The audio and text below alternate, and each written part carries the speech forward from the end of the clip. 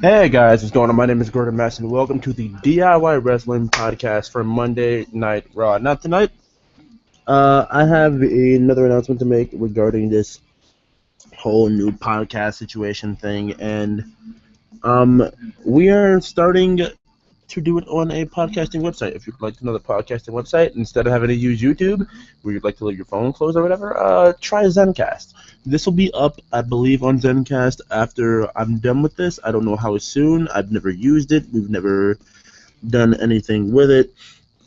But it's a new platform I'm trying to use so we can get ourselves expanded and grow a broader audience through iTunes, stuff like Google Play Music, Stitcher, things like that. And I'd like to thank the wonderful people at Zencast for, uh, showing me and telling me about this platform during Raw.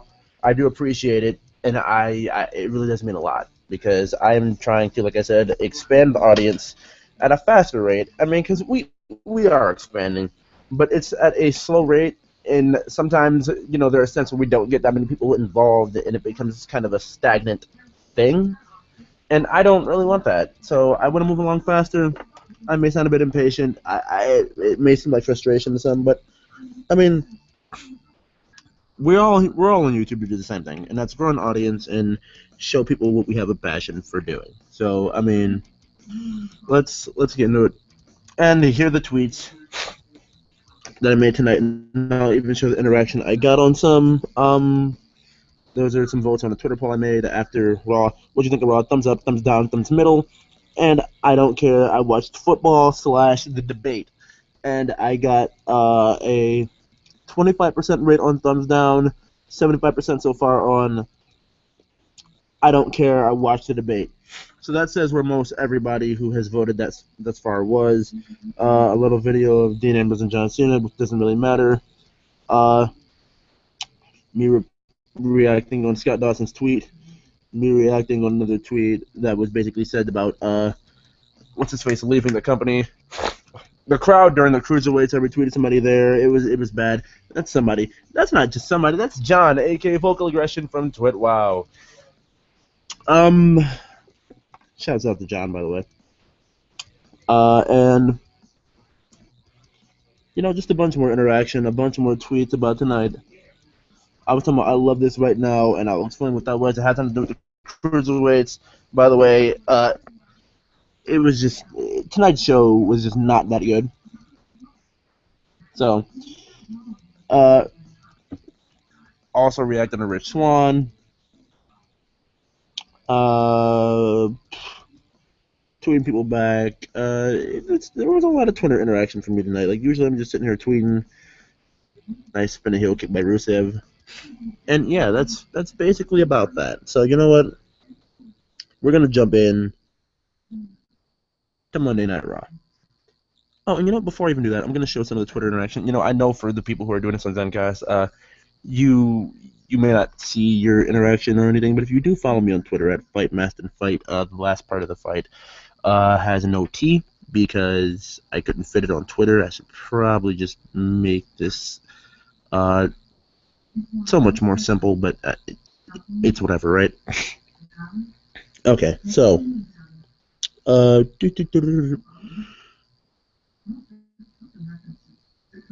wait, I didn't even okay, so I'm messing all types up here. So for those who are on Zencast, I'm just gonna start reviewing the show because speaking of Zencast, shouts out to those guys for giving me the follow on Twitter. I do appreciate it. And for those who tweeted, my boy Kyle and all included, and who tweeted me, thank you. So we get started with tonight's show, and for once, for the first time since like the spring, I think, we open up this show. We open up Monday Night Raw with something that's not an opening segment that doesn't involve talking. It is Rusev, who they disrespected and didn't put any respect on my man's name, versus Roman Reigns. in a United States Championship rematch. Now they're going for the rematch in Hell in a Cell, and I'm pretty sure this is what's getting the Cell match. I'm pretty sure this is what's going to be Hell in a Cell. Because think about it this way: Hell in a Cell is going to be this for Monday Night Raw. They're going to probably have two matches, and one's going to be Rollins and Owens, so no interference, and then the other one is probably going to be Rusev and Reigns.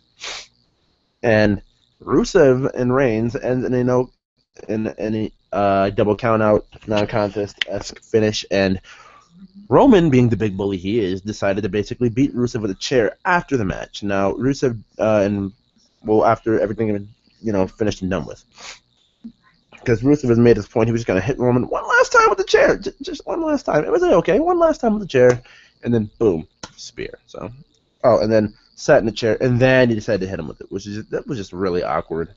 I gotta say, but it is what it is. Okay, so we'll move forward. And before we move forward, let me just, if you couldn't tell by the inflection in my voice, I'm just gonna say this now. I didn't like this. This was just pointless to me.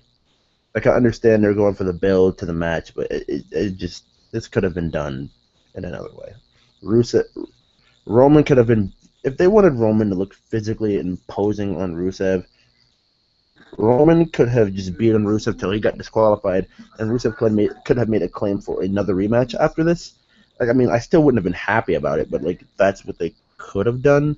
But they decided not to go that route and just to go the other route. So yeah. Either way, you wanted Roman to look like a beast, and Roman, in your eyes, WWE, I'm pretty sure, at the end of this, no matter what, looked like a beast. That's just the way it's going to end. That's just the way it did end, and that's just the way it happened. So, it is what it is, right? Right. Okay, so after this, we get Mick Foley. After last night, like, I don't even want to hear from this dude at this point, because it's just like, you had the opportunity last night to keep the match going after the stupid double count-out non-contest finish between Sheamus and Cesaro in match 7 of the Best of 7 series. That's just like in the NHL and or NBA and or the Super Bowl. Two teams playing for a long time to the point where, like, all the fans have left the stadium, and you're just like, okay, guys, you're like Commissioner Roger Goodell, you're I forgot the NBA's commissioner. I'm not even an NBA fan, but I know he's the best one. Adam Silver. You're one of these few guys, or Gary Bettman, his arrogantness. You're one of those few guys, and you decide, maybe we should just stop this until we can get more fans and more energy in the building. So let's just stop it. You know these guys cannot go as hard anymore. And it's for the championship that they all want, even though at this point we don't know what we're fighting for. But we know it's a championship opportunity. So they just stopped these guys from having a banger last night, and Mick is just out here and say, well, after the banter that just happens between Owens and Sheamus, well, you guys really fought your heart out last night, and you know what? You guys are so good that maybe you should fight together as a tag team. And I understand what they're doing here, but Cesaro deserves so much better. Like, it's not even funny how, I'm not going to say how crazy, like how much, I can say it. Like, this dude, I don't know how to make this sound good for Sheamus, but he's above Sheamus. He's above teaming with Sheamus. He's above this garbage storyline. And if they're trying to really do something with this, Cesaro's contract, for those of you who don't know, is up next month. So if Cesaro really wanted to, and I'm pretty sure he does, because he's even said he wanted his theme music changed, could up and out and leave, because that contract is up, and he doesn't have to resign. Like, he really doesn't. Like, from what I heard, they're doing this to kind of keep him in the WWE and kind of make him want to sign another deal. And if you're Cesaro, maybe you feel as if, well, this thing with Sheamus can lead me down to something greater afterward. But I've been down this road, they've hit the reset button on Cesaro so many times. But he basically says they're going to be in the tag team. They can take it or leave it against the winner of this next match, which is the New Day versus the Club. And the New Day and the Club go at it in the next match. Yeah, the New Day and the Club go at it in the next match, and what we basically get here is the New Day. They beat the Club. Kofi gets busted open in this match, which is, that cut just looked brutal. Like, there was blood all over the ring at this point. Like, he went headfirst into the stairs and like really cut himself deep. But seems like they fixed that issue, and it seems like the Club is out of the way. And at this point, for the Club, it seems like they're directionless. And as much as this is probably unpopular opinion, I think that it was best that the Club lost because let me explain. Because after what the WWE did to them going into the SummerSlam build and the Clash of Champions build, it was hard to take them serious. And see, the New Day thing, you could say, well, the New Day's not taken serious. Well, stereotypical wrestling fan, let me explain this to you. The New Day have fun, but then when they get in the ring, they're serious.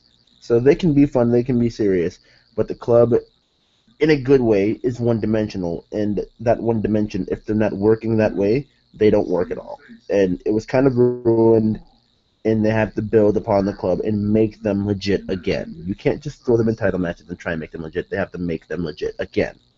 So that's what they're doing here. Well, that's what I hope they do here, and then bring them back to the tag titles. Okay. So up next is Bayley versus Anna Fields, and this is basically just a Bayley squash. Bayley gets the win. The crowd doesn't really care, and I mean, it was just a way to get Bayley on Raw. I feel like Bayley's going to be in that Sami Zayn-esque area. The fans already want her to be a champ, already want her to be the women's champion, but it's not time for that yet for Bayley. Like, I just feel like it's not time at all, and she has to have that slow underdog build. And if she would have won it last night, I think that would have made a lot of people a little upset. So, as best as I feel, like as bad as I feel saying this, Charlotte was better suited for what she got. So we learned that Sheamus and Cesaro are going to have a tag match because they don't want to be partners, and Mick basically puts a speech on to make them team. And then Mick also, man, it's just like the Mick Foley show at this point, goes and has a conference with Stephanie about basically, you know, has a conference with Stephanie about her seeing Triple H yesterday, and Stephanie basically, long story short, tears into this man verbally, castrates him like she does everybody else, cuts his balls off, and basically gives him a pep talk to be a better businessman and not a doctor. Up next, thank God, finally, we get the Cruiserweights. It's Cedric Alexander and Rich Swann versus Drew Gulak and Lindsay Dorado. Lindsay's name almost slipped my mind here. I had to look for a second. Okay. Now, this match, I don't even want to say the words fun to watch because I don't want to take away the effectiveness of what the Cruiserweights do here like Michael Cole, like he does. And I'm glad he hasn't used the words at this point, fun to watch. The only people who are allowed to do that are the people involved, like Rich Swann, when he says we're going to have some fun out there. Because Rich Swann, you know, each and every one of these guys have their own promo in a box or Cruiserweight Classic promos that they showcased before these matches started. And Rich Swann said him and Cedric wanted to have fun. And honestly, Rich Swann and Cedric is a dream team to me because I feel like they're not going to actually like do anything as a team. This was just a one-night thing, showcase the Cruiserweights. But I feel as if they were a team, this would be, oh my God, the amazingness that we can get out of this. But that wasn't the case. But Rich Swann and Cedric do go on to win. With Rich Swann, I forgot what he called the finish, but it was like a spin kick to the head and a roll up for the 3. So Rich Swann and Cedric going to get the win over Drew Gulak and Lindsay Dorado.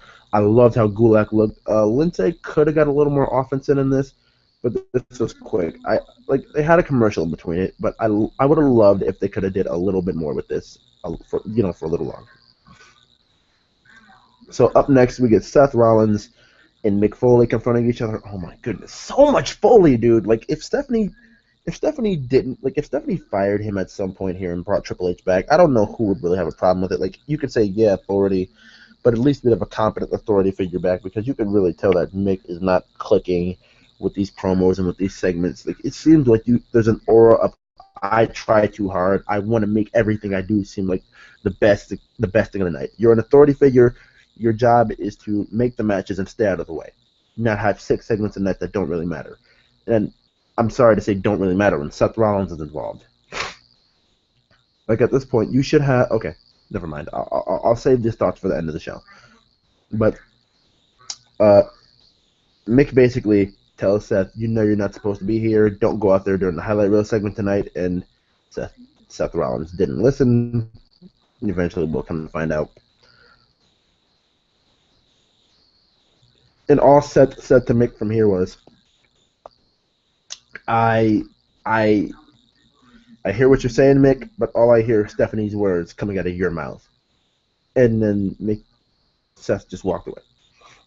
Up next here is T.J. Perkins and Brian Kendrick, and this leads to TJP basically saying that he was happy that he retained, and all he's seen was Kendrick, and he said he owed him for the shot. And this basically leads into us setting up next week's Cruiserweight Championship rematch between Perkins and Kendrick. And I'm glad, because if you remember last night's DIY Wrestling podcast, I did say, well, for those of you on YouTube who watched it, you could see that TJ Perkins kind of, what did he do?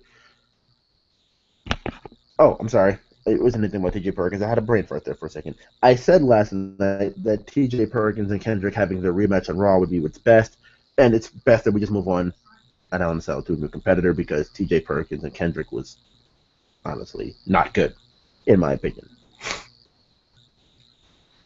Okay. But we do get TJ Perkins in action later. But up next, we get Sheamus and Cesaro versus 2 local competitors. One who looked like a wannabe Johnny Gargano, and the other one who just, I don't even know. So, Sheamus and Cesaro do get the win. After Cesaro goes for the neutralizer, the opponent runs in. Cesaro goes for the neutralizer on one guy. The other guy comes in to try and take down Cesaro. Sheamus comes in and bro kicks the guy. Cesaro looks like... So, long story short, Sheamus bro kicks the other one, and it looks like this is going to be the tag team that walks on eggshells until they decide to either break up or they win championships and embrace each other. Oh, boy. This is just like a strange bedfellow story, and I just don't... I really don't care. I'm sorry. I really... unless they really do something to make me invested, which I highly doubt, I just don't care. So...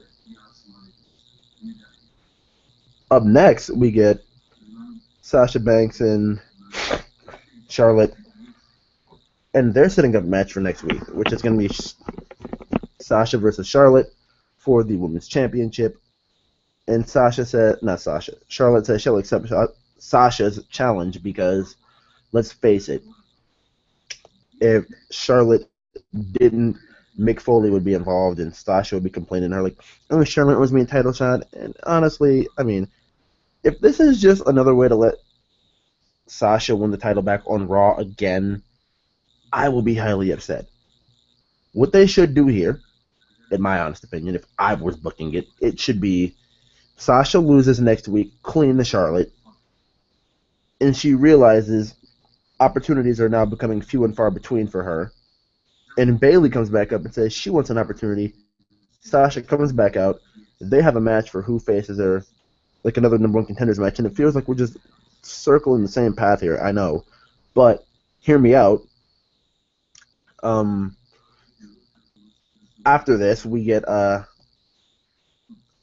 number 1 contenders match. Bayley would beat Sasha, and then Sasha would turn heel. Leading into, at some point, we get maybe after that, and Sasha turns on Bayley. Maybe we get Bayley beating Charlotte for the championship. I don't know, or Charlotte beating her. Down the line somewhere, we get another triple threat match, and then we get Sasha to be the champion again, but by beating Bayley. Therefore, at some point, we get Sasha Bayley. and then we can just drag that out. Maybe sprinkle Charlotte or Nia, whatever, in until WrestleMania, and then you can have Bayley have her swan song and get her title in. Okay. What this just leads into next week. Sasha does attack Charlotte and Dana and basically beats them both up. Now, if I'm actually saying this right, if there's one thing that they wrote Charlotte right to say is Bayley is the fan favorite in her promo. Like she said, Bayley's the fan favorite, Sasha's the internet darling. Because it's so true. Like, Bayley has the legitimate support behind her. Sasha has the internet behind her. Well, they both really do, but at the same time, it's not even worth explaining. But I semi actually enjoyed this promo.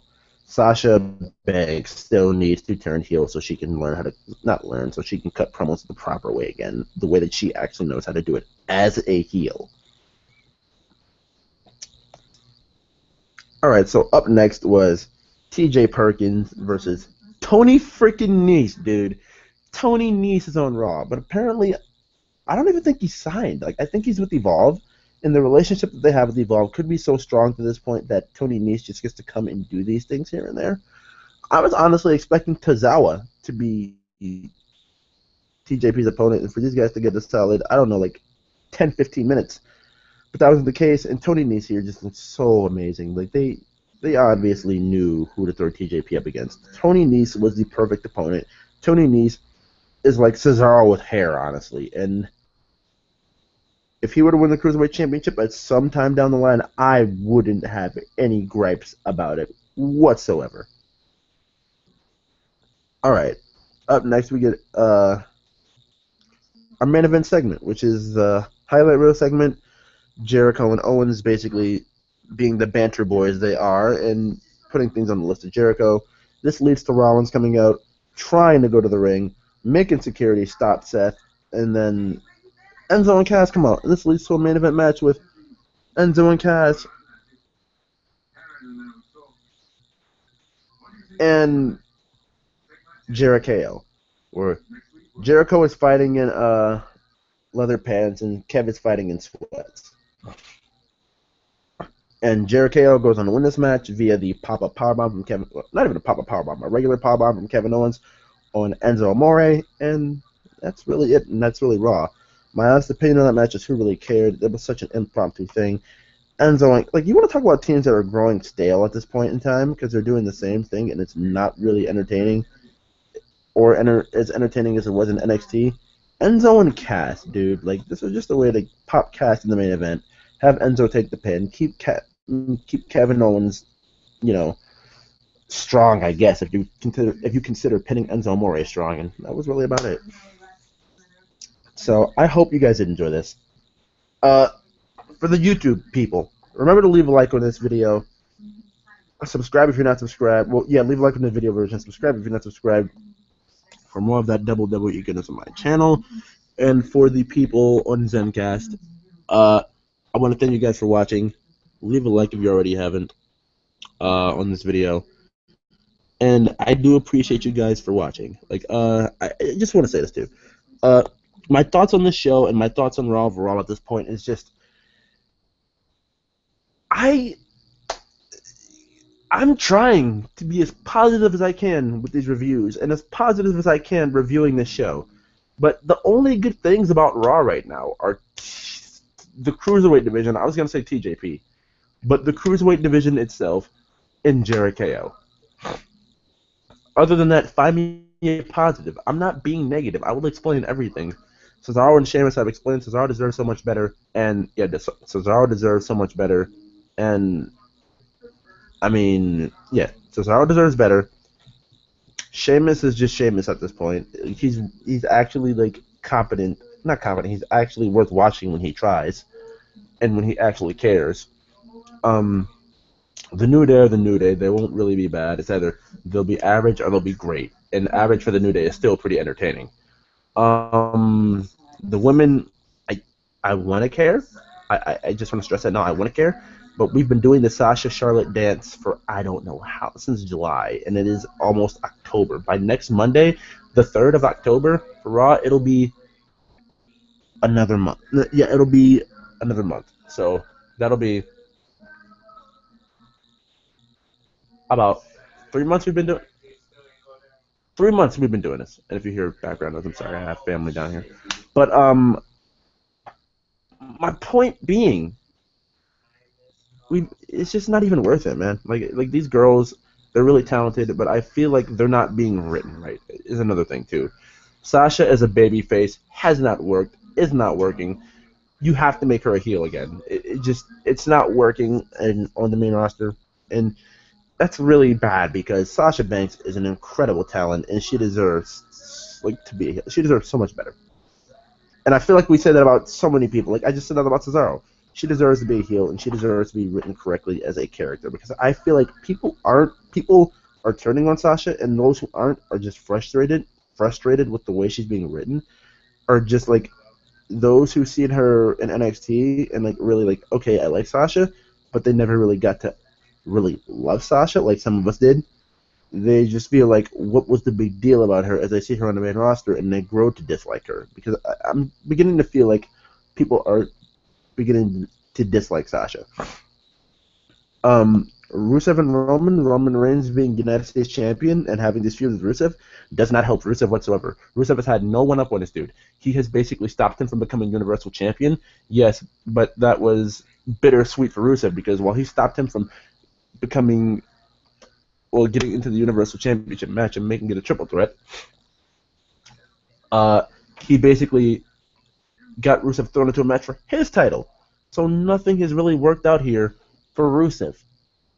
And anytime he runs into a match, or not runs into a match, runs into a fight and or brawl with Roman Reigns, he ends up on the bad end of it. Like nothing is working for Rusev here. Um, we move on here to the cruiserweight division, the other shining star of the show. Speaking of them, I'm glad they haven't been on the show. The shining stars, that is. Um, where where do I move next? Like it's just, like none of it works, and it's so bad. Like, uh, and then just the rest of the mid card, like there's nothing happening. Like Sami Zayn and Neville were on Superstars tonight. I looked at the spoilers. Sami Zayn and Neville were on Superstars tonight. When I read that in the middle of Raw, I knew they weren't going to be on the show. And Neville, if you're not going to put him on Raw with anything that goes on that's important, add this man to the cruiserweight division because I'm pretty sure he fits the size limit. Like I think Neville's like 195, if not even 200 pounds. Why is this man not a cruiserweight? Because you don't want him to do anything on the show. You obviously don't. So that's just that. And Zayn just lost to Jericho last night. I feel that if Zayn doesn't, like if it's just a match that's randomly put together in, not randomly but just put together out of nowhere, and it's someone like Jericho against Zayn, I feel like Zayn doesn't really need to win, and like you can make Zayn lose 1,033 billion times, and then you can give him one giant one against Kevin Owens, and boom, people are invested. So I guess I've kind of put my gripes out there about the product, the Raw product at that. SmackDown at this point is doing just fine. So you know what? I think I'm probably gonna end it here. So thank you guys for watching on Zencast, no, watching on YouTube, listening on Zencast, and I appreciate it. And I will see you guys next time. Thank you guys for watching, and I will see you guys next time. See you.